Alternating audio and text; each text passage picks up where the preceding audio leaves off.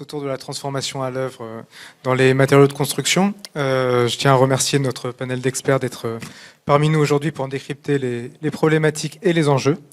Ce que je vous propose, messieurs, c'est un petit tour de table et puis pour vous présenter ainsi que votre activité, et puis après on pourra rentrer dans le vif du sujet. Étienne, vous voulez commencer ? Bonjour, Étienne Crépon, je suis le président du Centre scientifique et technique du bâtiment. Pour ma part, Luc Montet, je suis ici au titre du CIBI, Conseil international biodiversité immobilier, qui est sponsor du CIATI depuis sa 2e édition.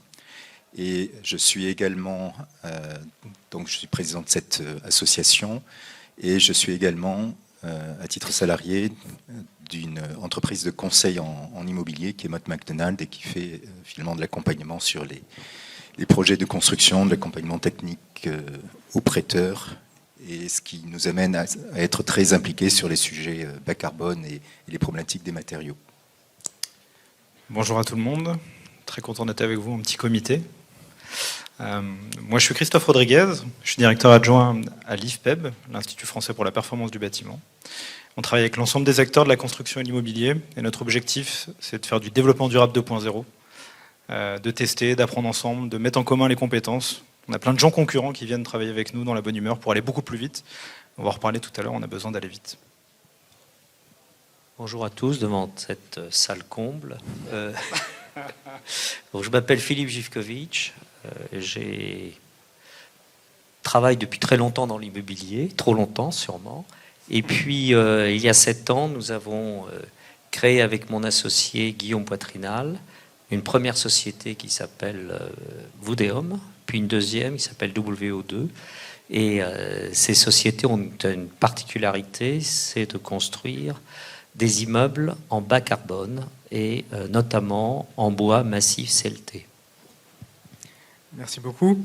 Alors je vous propose de commencer peut-être par un petit état des lieux, notamment sur les objectifs carbone du secteur et plus particulièrement de la construction et de l'impact des matériaux.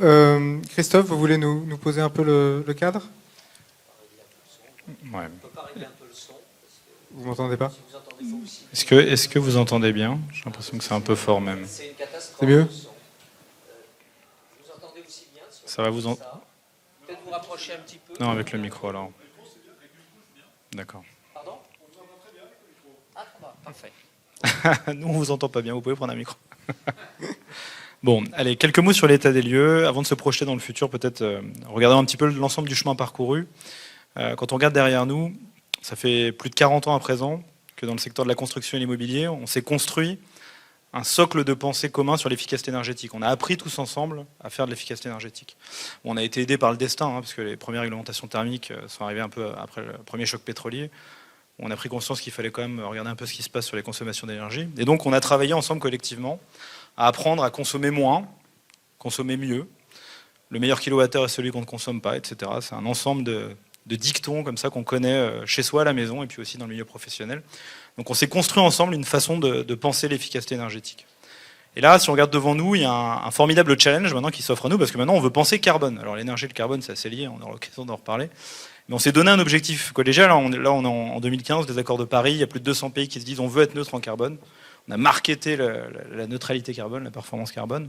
Et concrètement en France, ça veut dire quoi ? Ça veut dire un facteur 7 horizon 2050 avec un premier milestone important en 2030. On veut faire 40% d'économie de carbone. Pour la construction, pour le bâtiment, c'est divisé par 2 en 2030. Donc ça veut dire quoi ? Déjà, le carbone, c'est pas comme l'énergie, on peut pas le compter, il n'y a pas de compteur de carbone. On peut le calculer avec des méthodes de calcul qui font plein de débats sympathiques, mais on n'a pas le compteur de carbone. Le carbone, en plus, il est partout, il est dans l'énergie, puis il est dans les matériaux qui nous entourent aujourd'hui, il y a du carbone qui est caché, c'est la fameuse énergie grise. Donc le challenge qui s'offre à nous, c'est qu'en fait, on a mis 40 ans pour comprendre à peu près ce que c'était un kilowattheure, et là on a à peu près 30 ans pour comprendre ce que c'est un kilo de CO2, et puis essayer d'être pas loin de zéro. Voilà. Donc il y a vraiment un sujet d'intelligence collective. Est-ce qu'on y arrivera avec de l'amélioration continue ? C'est probable qu'on ait pas mal de ruptures dans les pratiques et dans les façons de faire, dans les façons de concevoir, de réaliser et d'exploiter un bâtiment. C'est un très beau challenge collectif. Merci Christophe. Étienne, est-ce que vous pouvez vous qui avez une vision un peu d'ensemble, nous dire quel est l'état d'avancement de l'appropriation des acteurs sur cette question de l'impact carbone des matériaux ? L'état d'avancement, il il est par définition très divers. On a un certain nombre d'acteurs qui ont été pionniers depuis maintenant un certain nombre d'années, qui en ont fait un axe marketing et une des valeurs fondamentales de leur entreprise. D'autres qui ont commencé à s'approprier le sujet au travers du label E+C-. Et je pense que la plupart des promoteurs ont au moins testé une ou deux fois des opérations sous label E+C-. Et puis on a, sur l'ensemble des acteurs plus spécialisés sur les questions de rénovation, un énorme chemin à parcourir. Très bien. Luc, il y a aussi une question qui est en train de monter au-delà des aspects carbone. C'est aussi la question de l'impact sur le vivant et la biodiversité. Est-ce que vous pouvez nous en dire quelques mots ? Alors c'est intéressant parce qu'on ne pense pas forcément qu'il y a un lien entre matériaux et biodiversité. Et on abordera en fait dans cette conférence quelques chapitres. Mais comme le disait Christophe, la biodiversité c'est un long chemin en fait de prise de conscience. Ça a été longtemps un sujet occulté par finalement les problématiques de performance énergétique. Alors que sur le fond, au niveau de la planète, les notions si on raisonne climat, les émissions de gaz à effet de serre et la biodiversité sont complètement imbriquées et on ne peut pas raisonner l'un sans l'autre. Alors ça ne veut pas dire qu'il faut basculer finalement de l'approche carbone ou l'approche performance énergétique vers l'approche biodiversité. Non, il faut absolument poursuivre les efforts et tout est à faire sur le parc existant. Par contre, il faut ouvrir le chapitre de la biodiversité, et en particulier la biodiversité autour du bâti et de l'aménagement urbain. Cette biodiversité, elle est sortie un petit peu des villes au Moyen-Âge pour des questions d'hygiène. Aujourd'hui, il faut la faire revenir. On l'a fait jusqu'à présent, dans les années précédentes, plutôt dans une approche esthétique, pas en raisonnant en fait ce que peut être aussi la ville en termes d'îlots de biodiversité, de potentiel pour la nature, et puis en oubliant un petit peu que cette biodiversité, elle a surtout, d'un point de vue enjeu, je dirais, des apports finalement un peu écosystémiques. Ça commence en fait par les aménités dans la relation en fait entre le citadin, l'occupant d'un bâti et cette présence de nature. Et puis c'est finalement de vrais services aussi sur la résilience de la ville face aux risques liés au changement climatique. Et ça se résonne bien sûr au niveau du quartier, mais aussi au niveau du bâtiment, quand on parle finalement perméabilisation, régulation des eaux de pluie quand on est en fait en situation de fort orage. C'est également des solutions pour lutter contre l'effet îlot de chaleur. Sur les bâtiments, les toitures végétalisées peuvent apporter de l'inertie et en même temps réguler les eaux pluviales, etc. Donc on a, je dirais, et on va aborder en fait aussi quelques pistes pour travailler en fait au travers des matériaux, je dirais le lien avec la biodiversité, même si quelque part l'enjeu biodiversité se situe plus sur les espaces extérieurs que sur le bâti lui-même. Voilà. Très bien, merci. Philippe, vous qui, pour le coup, vous êtes lancé il y a un moment déjà dans la construction avec des matériaux alternatifs, le bois notamment avec la création de Woodeum. Est-ce que vous pouvez nous retracer un peu l'histoire de Woodeum et peut-être que ça nous permettra de comprendre en creux l'évolution du secteur sur la question des matériaux? Oui, bien volontiers. Alors, je crois qu'il faut être clair. Quand il y a 7 ans, on a créé notre société tous les deux à base de construction en bois. On apparaissait, je dirais élégamment, comme des pionniers, je dirais plus vulgairement, comme des huluberlus aux yeux de tout notre environnement économique et politique. Et donc, nous, on était convaincus qu'après avoir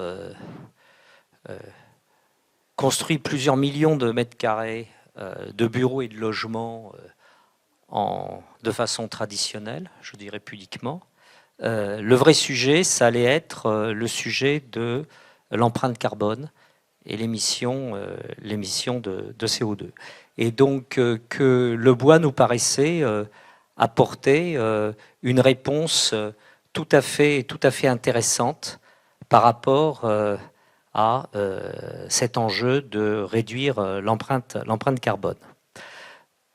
Alors, on a notamment vu que le bâtiment était entre guillemets, le premier contributeur en termes de carbone pour la planète, devant les transports, avant l'industrie, avant l'agriculture. Quand je dis la planète hexagonale, hein, la France.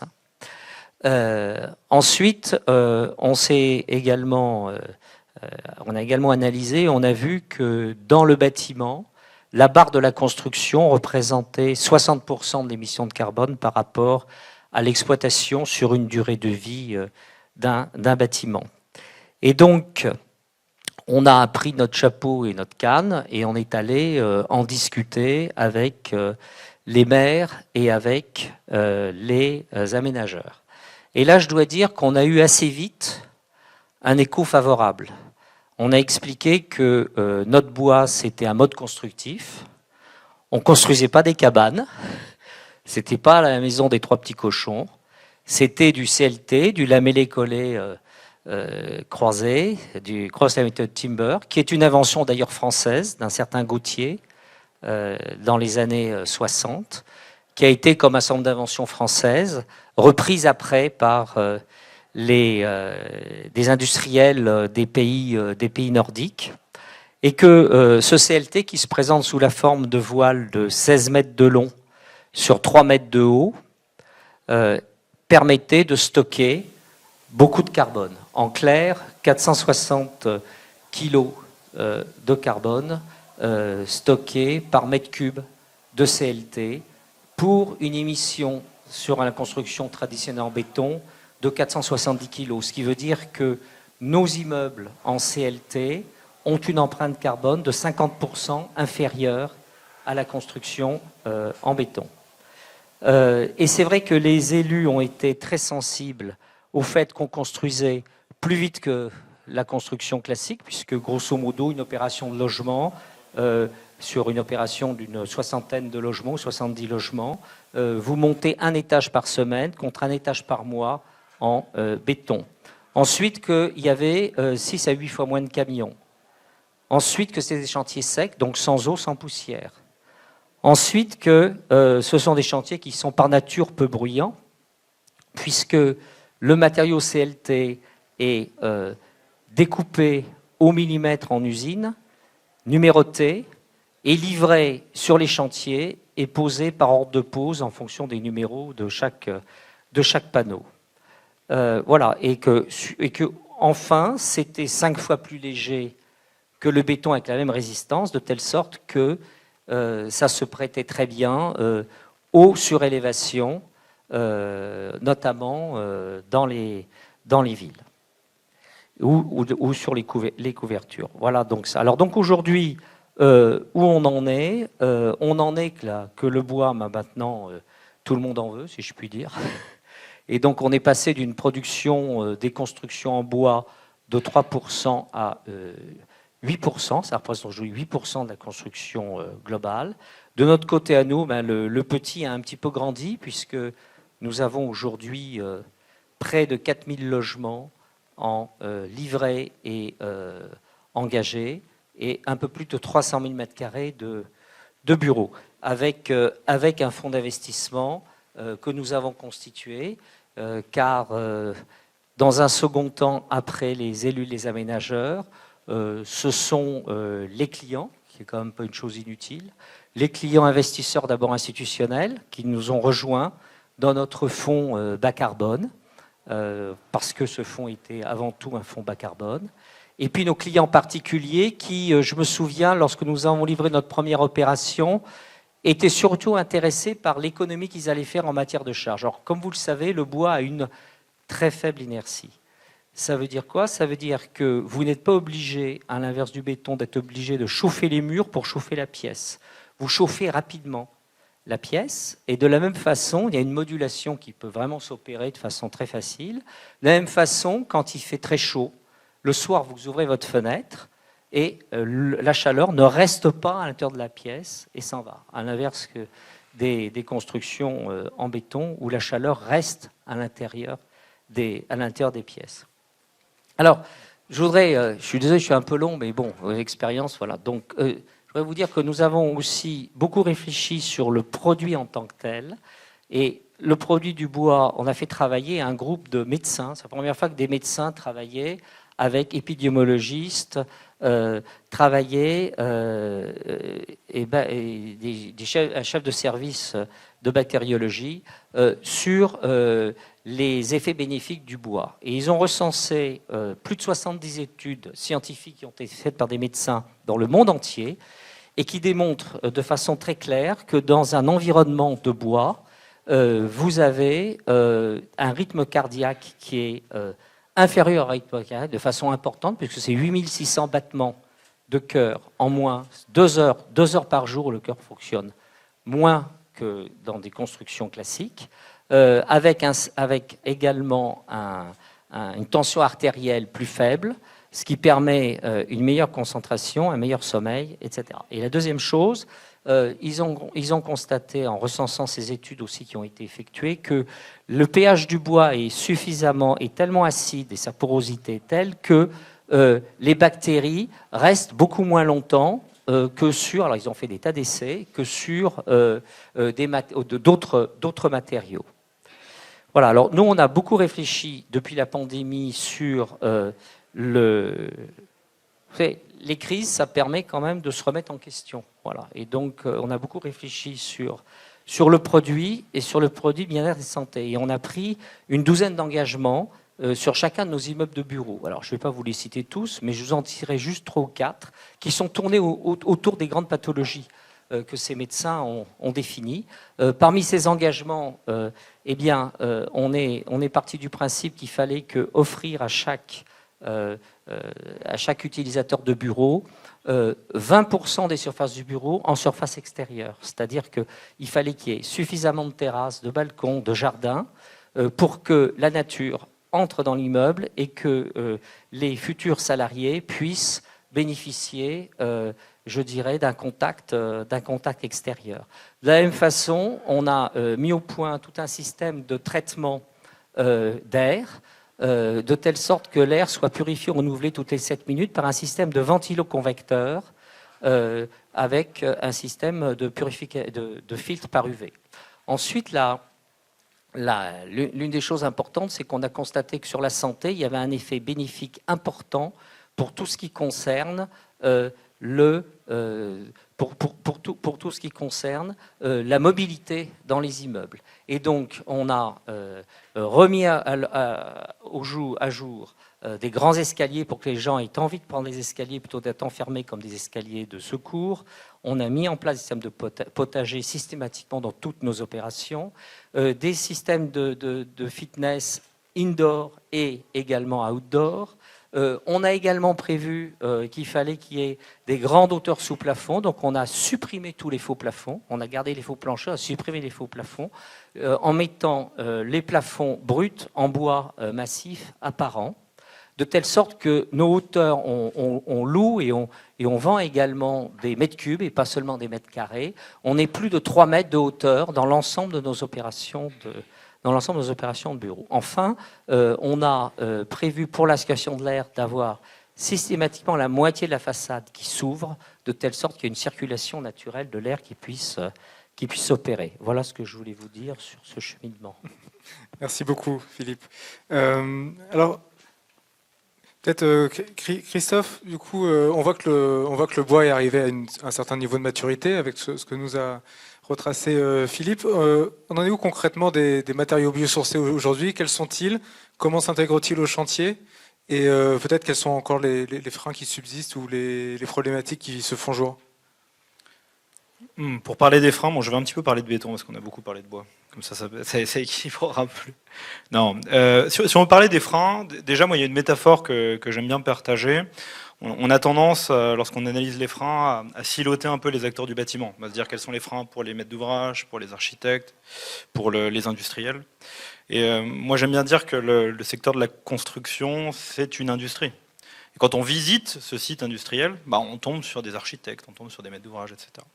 Et aujourd'hui, la question qu'on peut se poser, c'est cette industrie de la construction, comment est-elle organisée pour délivrer quoi? Aujourd'hui, il faut avoir en tête qu'à peu plus de 75% des bâtiments qui sortent de terre sont en béton. Donc en fait, on a construit une industrie collectivement, qui s'est organisé, qui s'est professionnalisé, qui s'est outillé pour faire des bâtiments très majoritairement en béton. Si je ne dis pas de bêtises, je crois que le bois il reprend à 8%, quelque chose comme ça, et est susceptible de doubler, voire peut-être plus, horizon 2030 avec tout ce qui est mis en place, voire peut-être plus, je ne sais pas. Donc on a une industrie qui s'est organisée pour délivrer des bâtiments d'une certaine façon. Et tout le monde s'est organisé, formé, outillé pour le faire. Donc en fait, le premier frein, c'est le changement. Voilà. C'est-à-dire qu'à partir du moment où vous avez un site industriel qui est organisé, outillé pour faire quelque chose, si vous voulez faire autrement, c'est très compliqué. Et donc là, soit vous faites de l'amélioration continue, vous optimisez un petit peu chaque année, soit vous avez une rupture dans la façon de faire. Et la rupture, qui est appelée de ses voeux par les objectifs qu'on s'est donnés sur la neutralité carbone, c'est très dur. Alors on peut donner un exemple. Par exemple, sur le béton, je parle un peu de béton. Si on regarde aujourd'hui, on a fait un travail à l'IFPEB, on anime un travail collectif avec une soixantaine d'acteurs, des maîtres d'ouvrage, des entreprises, des promoteurs, des maîtres d'œuvre, qui s'appelle le Hub des prescripteurs bas carbone, qui est un endroit où on réfléchit ensemble et on construit ensemble des outils et de la matière pour faire de la prescription bas carbone. On a fait une grosse étude sur le béton, où on s'est posé la question, quels sont tous les leviers de décarbonation du béton? Bon, on en a identifié 2, assez simples, consommer moins, consommer mieux. C'est marrant, on retrouve toujours consommer moins, consommer mieux. Donc consommer moins, c'est diminuer les quantités, et puis consommer mieux, c'est aller vers des bétons avec des formulations qui soient plus bas carbone et plus allégées en carbone. On retrouve toujours consommer moins, consommer mieux. Et en fait, quand on décrypte ces différents leviers, on voit les freins assez rapidement. Consommer moins, on se rend compte qu'il y a des leviers qui sont à la main de la maîtrise d'ouvrage, à la main de la maîtrise d'œuvre. Travailler sur la géométrie des bâtiments, travailler sur comment essentialiser en fait les mètres cubes de béton. Voilà, parfois on parle du meilleur matériau, meilleur endroit. Le béton a énormément de qualités. Enfin, si on l'utilise depuis longtemps, c'est parce qu'il présente un certain nombre de qualités, mais aussi de contraintes, dont notamment une intensité carbone qui est très significative. Donc on a identifié des leviers dans la conception même en fait des bâtiments, dans le design architectural des bâtiments, qui était tout à fait intéressant. Puis ensuite, consommer mieux. Donc là, on a travaillé notamment avec des industriels, et puis on se rend compte qu'il y a des innovations assez extraordinaires en train d'être imaginées, d'être réfléchies. Bon, et à l'esprit que dans le béton, il y a du ciment, le ciment et plus particulièrement le clinker. Enfin, le ciment, c'est à peu près 95% du carbone dans le béton. En fait, le sujet, c'est comment je fais de la substitution de clinker, comment je travaille sur des ciments dits allégés en carbone. Voilà, je préfère dire allégés en carbone. Et en fait, il y a des solutions qui existent. Mais en fait, quand on creuse, ces solutions-là, elles impactent, par exemple, la mise en œuvre opérationnelle. Si vous travaillez sur plusieurs formulations de béton, vous allez rendre très compliqué la mise en œuvre opérationnelle du chantier. Par exemple, les bétons dits allégés en carbone, ils présentent un peu une contrainte, c'est qu'ils ont un effet de saisonnalité en fonction de la température extérieure, ça sèche plus ou moins vite. Donc en fait, si vous avez un chantier où il y a une formulation de béton classique, c'est beaucoup plus simple que si on a 4, où là vous vous retrouvez avec un planning très compliqué et donc une mise en œuvre opérationnelle complexe. Voilà. C'était un exemple que je donnais, tout ça pour dire que les clés de la réussite, elles sont un peu dans la main de chacun. Et si on va vers une rupture, tout ne va pas être résolu par un secteur, par un des silos. En fait, c'est vraiment un travail collectif, un travail d'équipe.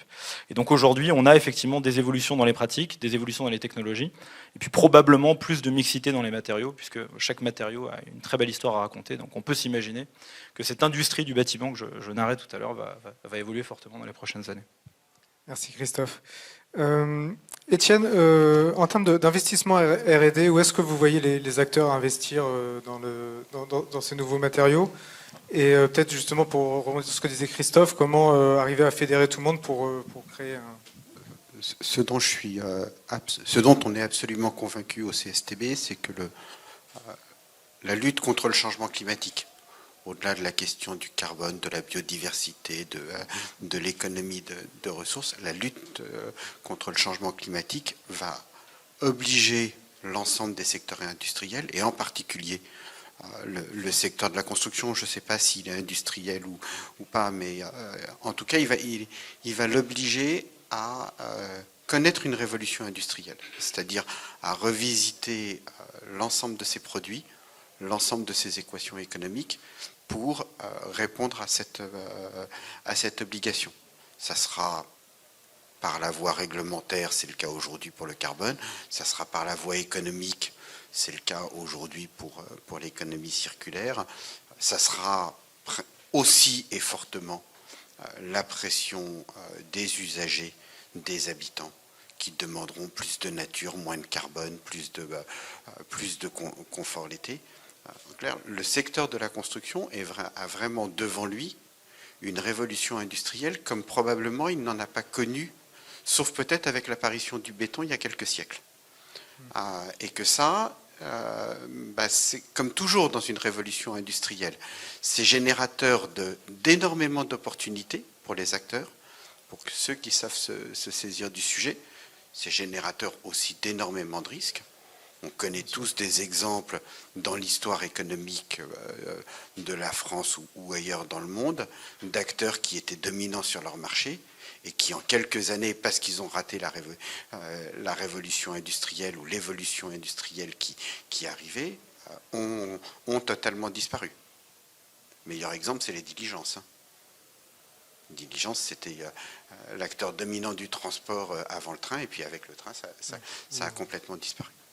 Et je pense que cet enjeu-là, cet enjeu de se préparer à cette révolution industrielle, il n'est même plus devant nous, il est déjà un peu derrière nous, il a déjà commencé.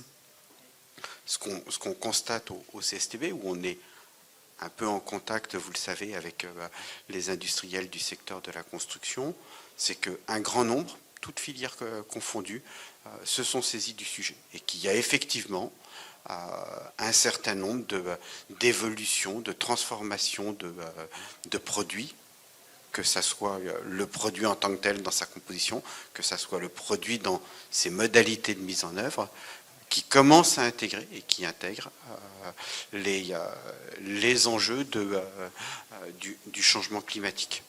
C'est aujourd'hui très fortement le cas sur l'ensemble des secteurs qui interviennent sur la structure. La structure, c'est 30% du poids carbone d'un bâtiment à la construction. Donc c'est là-dessus qu'on a le plus d'investissement. Il y a bien évidemment le secteur du bois qui avance à marche forcée, mais aussi les industriels du béton, aussi les industriels de l'acier, tous travaillent sur le sujet. Il est à peu près évident que le prochain endroit où il y aura énormément d'évolution, ça sera tout le secteur des cols et des mortiers, parce que là aussi, ça représente entre 20 à 25% du poids carbone de la construction, et que progressivement, ça s'appliquera à l'ensemble des filières. La vitesse de saisie du sujet dépendra de l'existence de pionniers et du poids carbone que la partie d'ouvrage représente dans un ouvrage global. Mais aujourd'hui, la dynamique est là. D'accord. Est-ce qu'on en voit justement se détacher des pionniers, selon vous? Vous voyez déjà des prémices peut-être de... Oui, mais je ne suis pas là pour faire leur pub. D'accord. Mais oui, il y en a. Et il y en a dans à peu près tous les types de matériaux. Et on est heureux de travailler avec eux. Merci Étienne. Luc, sur la question des matériaux de la conception des bâtiments, plus sur la biodiversité, est-ce qu'il y a des bonnes pratiques en particulier? Alors vous disiez que ce n'était pas justement forcément que les matériaux, mais voilà, peut-être dans une approche plus écosystémique du bâtiment. J'espère qu'on aura un peu plus de 10 minutes parce que oui. un petit peu contraint par le temps. Je voudrais en fait, pour commencer la réponse sur cette question, appuyer ce que dit Philippe sur l'apport du matériau bois sur le comportement humain, avec les effets vraiment bénéfiques. Ça fait partie finalement de ce qu'on appelle aujourd'hui la biophilie. Le sujet, et ça peut se décliner, l'apport et la valeur ajoutée du bois, ça peut se décliner en fait sur les autres matériaux qui renvoient finalement aux autres matériaux naturels parmi lesquels finalement l'homme s'est construit, comme finalement la présence d'eau, la présence de nature, les sons, et par extension même la pierre. Même si naturellement sur chacun de ces matériaux, les effets sont pas au même niveau. Le sujet d'aujourd'hui, c'est que on est, malgré finalement des études scientifiques qui sont menées ponctuellement sur des paramètres très précis, on est incapable, lorsqu'on ramène finalement ces solutions-là au niveau d'un site, d'en traduire finalement des effets tangibles d'un point de vue notamment économique ou autre. On est dans ce qu'on appelle la valeur immatérielle. C'est principalement parce que c'est un sujet qui a été peu investigué de manière globale. Le pendant de cela, c'est que dans notre domaine finalement de l'aménagement urbain, de la construction, on n'a pas vraiment aujourd'hui de réflexion structurée sur un scope relativement large. Et là, j'invite finalement Étienne à s'y pencher en tant que CSTB sur finalement quels sont les bons outils pour avoir une vraie approche biophilique sur la construction d'un bâti et j'entends complète, ou la restructuration d'un existant, et d'ailleurs il y a un gros enjeu là-dessus. Il faut noter que le BRE a engagé en fait une expérimentation sur ce créneau-là, sur un de leurs bâtiments de leur site au sud de Londres. Donc ça, c'est le premier point. Il faut qu'on engage réellement quelque chose dans ce domaine-là. Si on revient finalement au sujet des solutions constructives, des matériaux et du lien avec la biodiversité, je voudrais mettre d'abord un zoom sur les extérieurs. Sur les extérieurs, où là, il y a aussi finalement de la mise en œuvre de matériaux. Je vais prendre parmi les exemples les bâches plastiques qu'on a largement déployées pour finalement éviter finalement aux herbes sauvages de se développer, mais qui, après quelques années, finalement, se retrouvent, disparaissent sous les feuillages, sous finalement le couvert végétal, qui finalement fait qu'on les oublie. Et c'est une pollution qui reste. Regardez un petit peu lorsque vous êtes sur l'autoroute. Si vous arrêtez, vous verrez tout de suite sous un amas de feuilles, il y a forcément une bâche plastique. Ça, c'est un petit peu dommage parce qu'il y a des alternatives qui ne sont pas forcément plus chères, à base de chanvre notamment, etc. L'autre grand sujet sur les extérieurs, c'est finalement les matériaux utilisés pour les revêtements de sol, tout ce qui est asphalte, etc., qui sont imperméables et qui contribuent finalement un peu à faire mourir nos sols.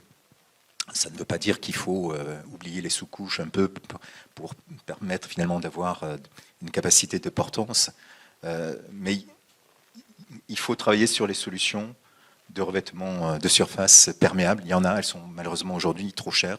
Ça, c'est un vrai sujet finalement d'innovation.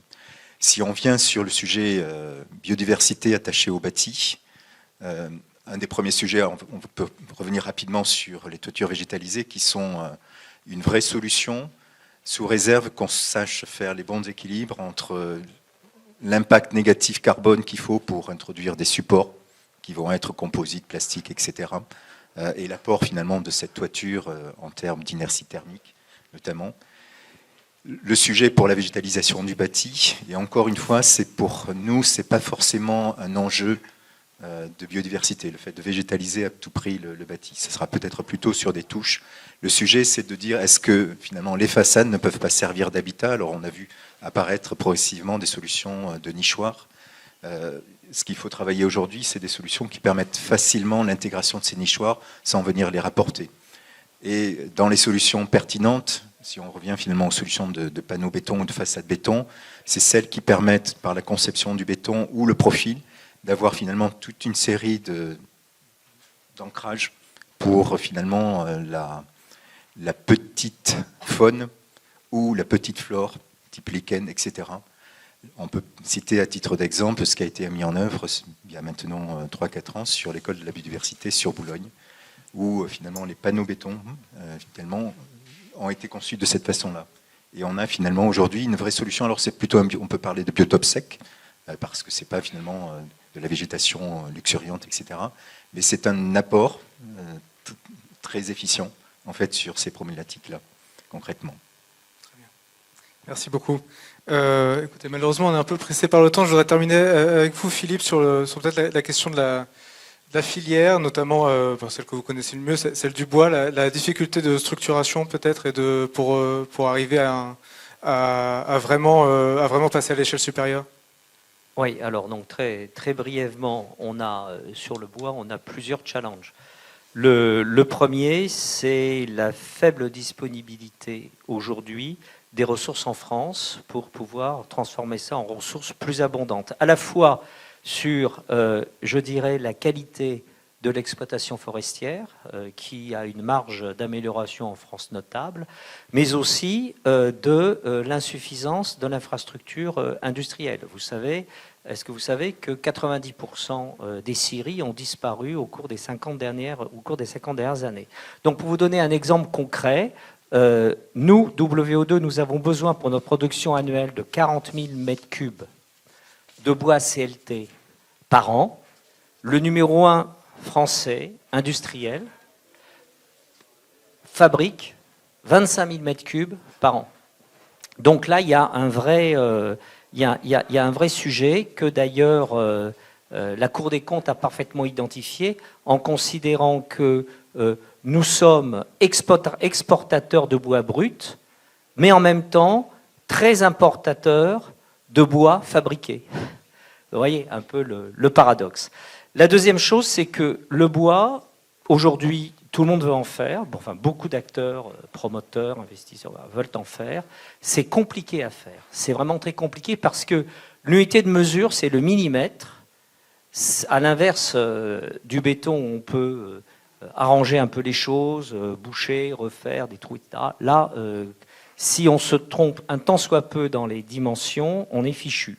Et deuxièmement, tout doit parfaitement donc s'emboîter de façon... C'est vraiment un travail de très très grande précision, à la fois pour les plans que font les architectes, à la fois pour les entreprises de charpente et menuiserie qui interviennent sur les chantiers.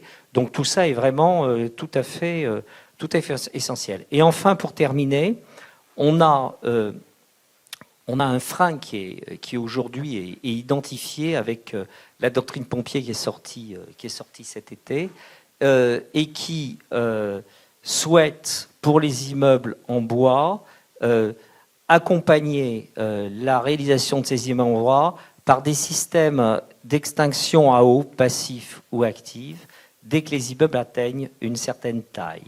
Et de la même façon, il souhaite également que cette mise en place soit opérante dans des délais sur les nouveaux permis de construire et sur les nouveaux permis. Aujourd'hui, donc nous on travaille avec le CSTB, on a lancé par le CSTB un ensemble d'essais parce que en fait, les essais qui ont été faits sur le bois les essais qui ont été faits surtout sur l'ossature et pas sur le CLT. Et donc, nous, on considère que l'ossature et le CLT, c'est deux modes de construction très différentes et que c'est important d'arriver à en faire la distinction opérante.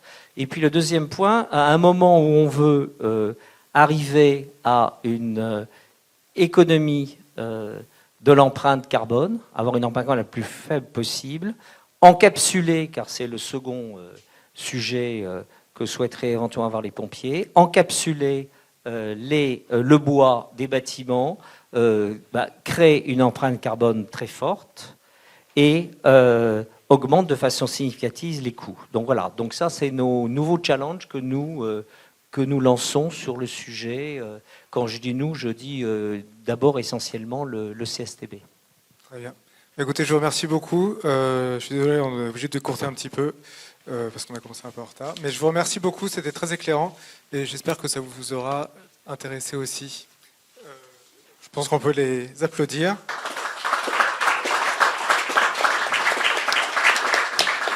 Et voilà, vous pouvez, ceux que ça intéresse, la prochaine conférence dans cette même salle sera sur l'énergie et les leviers pour améliorer la performance énergétique. Merci.